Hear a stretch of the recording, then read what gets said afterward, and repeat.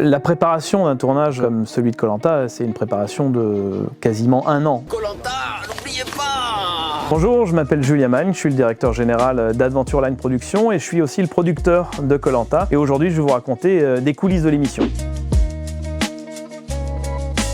On part avec quasiment 120 personnes de France. Go! On embauche sur place entre 200 et 250 personnes. Donc il faut loger tout ce monde-là, il faut nourrir ce monde-là. Ce qui est à la fois compliqué et stimulant, c'est l'imprévu. On ne sait pas comment les aventuriers vont jouer. Qu'est-ce qu'il y a? Vous me dire, s'il vous plaît. On ne sait pas quel temps on va avoir, donc on doit s'adapter en permanence. Ça nous est arrivé par le passé d'avoir des épreuves qui soient détruites pendant la nuit par la marée, le vent, les intempéries. Donc on a plusieurs options, soit on est en capacité de reconstruire tout de suite, soit parfois quand c'est trop détruit, on est obligé de décaler d'une journée. Certaines épreuves nécessitent entre 10 et 15 jours de construction, mais c'est pas forcément les épreuves les plus compliquées ou les plus stressantes pour une production.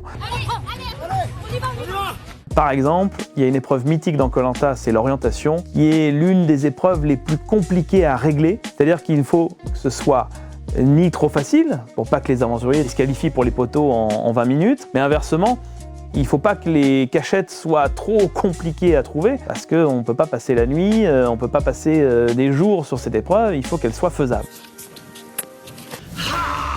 Au moment du dernier vote, juste avant que Denis scelle l'urne, il n'y a plus personne, ou presque, qui va suivre et qui va connaître surtout le vote de chaque aventurier.